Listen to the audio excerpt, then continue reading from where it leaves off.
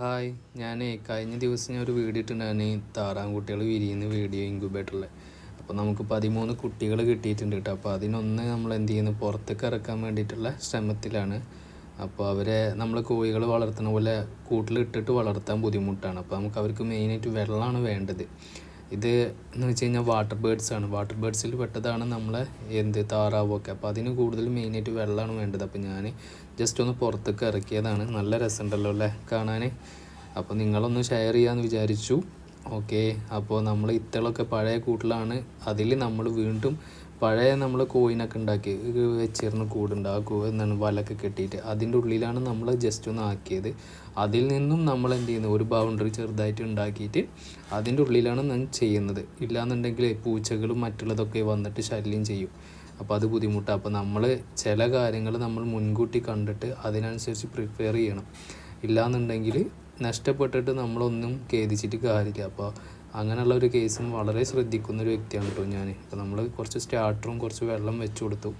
കണ്ടോ, നമ്മൾ ഉണ്ടാക്കിയൊരു സെറ്റപ്പ് എന്ന് വെച്ച് കഴിഞ്ഞാൽ ജസ്റ്റ് 2-3 കല്ല് സൈഡിൽ വെച്ചിട്ട് അതിൻ്റെ മുകളിൽ നെറ്റ് വെച്ച് കൊടുക്കുക. അപ്പോൾ പെട്ടെന്ന് ഈ പൂച്ചകൾക്കൊന്നും കാണാനോ പിടിക്കാനോ ഒന്നും പറ്റില്ല.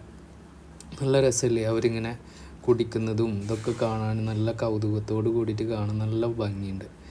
അപ്പോൾ അത് നിങ്ങളുമായി ഒന്ന് ഷെയർ ചെയ്യാമെന്ന് വിചാരിച്ചു. വാട്ടർ ബേർഡിൻ്റെ ഒരു പ്രത്യേകത എന്ന് വെച്ച് കഴിഞ്ഞാൽ അവർക്ക് കൂടുതലും വെള്ളം വേണം. വെള്ളത്തിൽ ഇങ്ങനെ കുറേ കളികളുണ്ട്. ആ കളികൾ കാണാൻ നല്ല ഭംഗിയാണ് കേട്ടോ.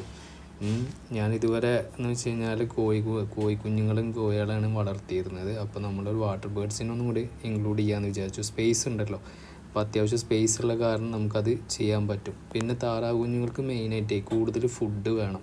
ഫ്ലൈ ഡെക്കിനാണെങ്കിൽ കുറച്ച് ഫുഡ് മതി. അതേപോലെ സൗണ്ട് പൊല്യൂഷനും കുറവായിരിക്കും. താറാവ് അങ്ങനെയല്ല. താറാവ് നല്ല ഫുഡ് കഴിക്കുകയും ചെയ്യും, അതേപോലെ നല്ല സൗണ്ട് ഉണ്ടാവുകയും ചെയ്യും.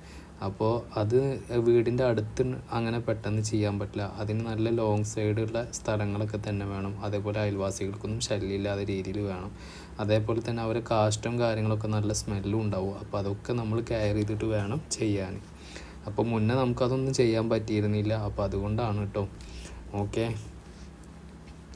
അപ്പോൾ നമ്മളെ വീഡിയോ ഇഷ്ടപ്പെട്ടെങ്കിൽ നമ്മൾ ലൈക്ക് ചെയ്യുക, ഷെയർ ചെയ്യുക, സബ്സ്ക്രൈബ് ചെയ്യുക, സപ്പോർട്ട് ചെയ്യുക കേട്ടോ. Okay, thank you, by.